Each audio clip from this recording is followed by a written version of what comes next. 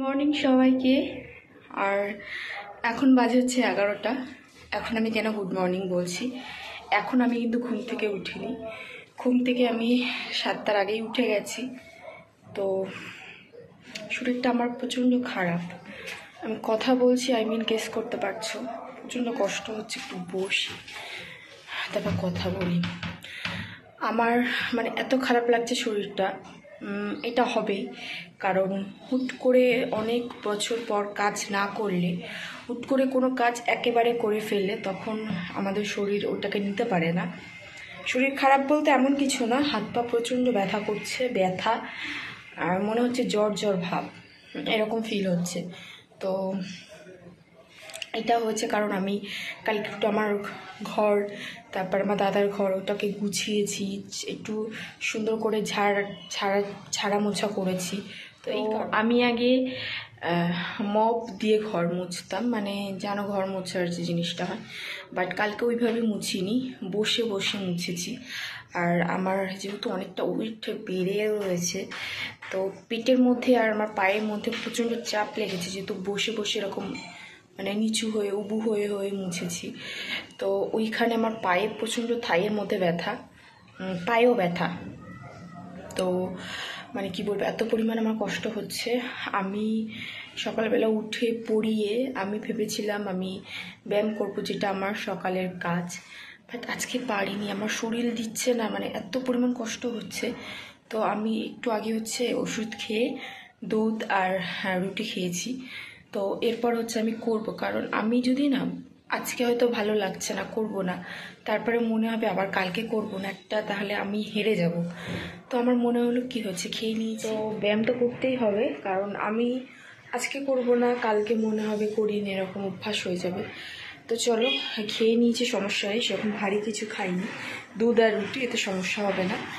আর হচ্ছে স্নান করিনি, এই কারণেই আমি ওয়ার্কআউটটা সেরেই তারপর হচ্ছে স্নান করব। আর আর আমার দেখো এখানে কেমন ডবল চিন, কমে যাবে আসলে না,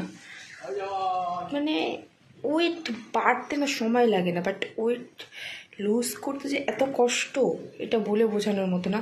যখন আমি রোগা ছিলাম তখন আমাকে সবাই বলতো, রোগা রোগা, কি অবস্থা, দেখতে কেমন লাগে, মুখটা ভালো লাগে না, বাট তাদেরকে মনে হচ্ছে এখন এনে চুলের মুঠিটা ধরে মুখে ঠুকে দিই। কারণ এখন আমার যা কষ্ট হচ্ছে আমার ওয়েট লস করতে, বলে বোঝাতে পারবো না। এই কষ্টটা কি বলবো, আর ওয়েটটা না আমার হুট করেই বেড়ে গেছে। তো চলো কিছু ওয়ার্কআউট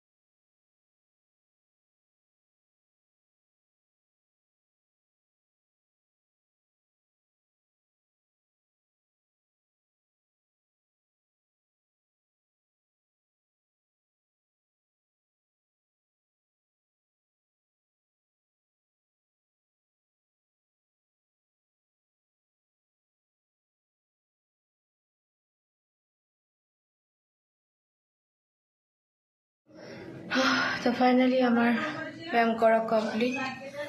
প্রচণ্ড কষ্ট হচ্ছে, প্রচণ্ড পরিমাণে কষ্ট হচ্ছে, আমি বলে বোঝাতে পারবো না।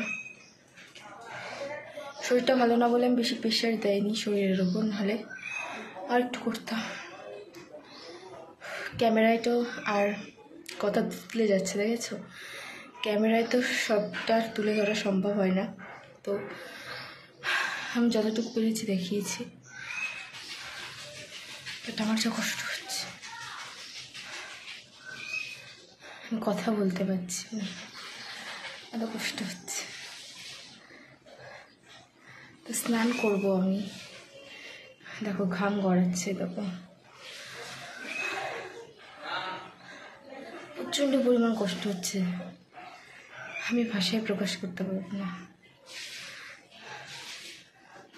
তো দুপুরবেলা আর ব্লগটা কন্টিনিউ করতে পারিনি, অনেক কষ্ট হচ্ছিল। ঘুমিয়ে পড়েছিলাম খেয়ে দিয়ে, একটু হচ্ছে মুভি দেখছিলাম, দিয়ে দেখতে দেখতে ঘুমিয়ে পড়েছিলাম। মানে ওইভাবে ঘুমাইনি, বাট ঘুমিয়ে পড়েছিলাম। আর এখন বাজে হচ্ছে 4:42, মানে 5টা বাজতে যায় এরকম আর কি। আর ছাদে এসেছি অনেক দিন পর বিকালে, কারণ আমি আসি না বলতে পারো, তোমাদেরকে আকাশটাকে আমি দেখাবো, এত সুন্দর লাগছে বলে বোঝানোর মতো না। আর এখানে দেখো আমার কি হয়েছে, এই একটা এটা পেকে গেছে। আর টিপ পরেছি, কালকে সেজেছিলাম, টিপ পরেছিলাম, ওই টিপটাকে আর খোলা হয়নি, ওইভাবেই চিপকে রেখে দিয়েছি। আর আকাশটা এত সুন্দর লাগছে না, মানে তোমাদেরকে বলে বোঝাতে পারবো না। তো আকাশটাকে আগে দেখা, এত সুন্দর আকাশ লাগছে, তো না দেখি। এই হচ্ছে আকাশটা, দেখো কি সুন্দর লাল হয়ে রয়েছে। এরকম লাগছে কেন জানি না, এই দিকটায় না, বাট এই দিকটাই হচ্ছে এরকম হয়ে রয়েছে। বাট বাকি ওই দেখো একটা জেট প্লেন যাচ্ছে, আর ওই দিকটা একটু লাল মতো, বাট এই দিকটাই বেশি, মানে এত সুন্দর। এটা না আমার ফোনে, ঠিক আমার ফোনের তো ক্যামেরা অত ভালো না, তো আমি বোঝাতে পারছি না, বাট রিয়েলিস্টিক এত সুন্দর দেখতে। লাইক আমার মতো যারা প্রকৃতি প্রেমী না, তারা প্রেমে পড়ে যাবে, অ্যাকচুয়ালি আকাশের প্রেমে পড়ে যাবে, এত সুন্দর লাগছে দেখতে। আর আমি অনেক দিন পর ছাদে আসলাম, মানে এই দিনগুলো আমি খুব মিস করি। গরমে খুব আসি, শীতে আসি না, তার কারণ হচ্ছে শীতে হয় কি তাড়াতাড়ি সন্ধ্যাটা নেমে যায়, ঠান্ডা লেগে যায়, ওই কারণে আমি আসি না, একটু বকাবকি করে। আর এখানে দেখো ওদের কাজ চলছে, দোতলা হবে, আর কিচ্ছু দেখতে পাবো না এগুলো দোতলা হয়ে গেলে। তো এই ওদের কাজ বাজ কমপ্লিট হয়ে গেলে আর এই গাছপালাগুলোকে আর দেখতে পাবো না, মিস করবো অনেক, এই আর বিকেলবেলা না আমার অনেক দিনের পর ইচ্ছা হচ্ছে একটু দুধ চা খেতে। এই দেখো আমার হাতে দুধ চা, দুটো ব্রেড পুড়িয়ে এনেছি। এখন আমাকে বলতে পারে এতটুকু দুধ চা খাবে? দুধ ছিল, যেহেতু আমি দুধ খাই, তো আমার একটু ইচ্ছা হলো একটু বেশি করে খাই, কারণ অনেক বছর পর আমি চা খাচ্ছি। চা আমি লিটারেলি খাই না, তো চা আমি খাই না বলতে পারো, তো একটু লোভ হলো খাওয়ার। দুধ চা খাওয়া ভালো না আমাদের শরীরের পক্ষে, বাট কী করব, প্রচুর পরিমাণে আমার লোভ হয়েছে খাওয়ার। বেশি লিকার দেইনি, চিনিও দেইনি, একদম পাঞ্চা বলতে পারো, যেরকম দুধ খাই, কিছু না, শুধু দুধটাকে গরম করে খাই, লাইক সেরকমই।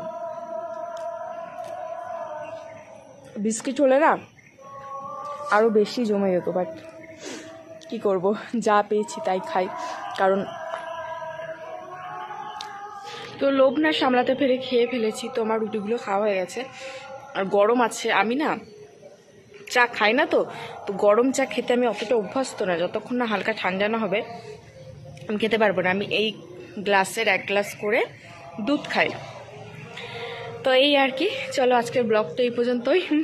ভালো লাগলে লাইক করো, নতুন হলে অবশ্যই সাবস্ক্রাইব করে পাশে থেকো।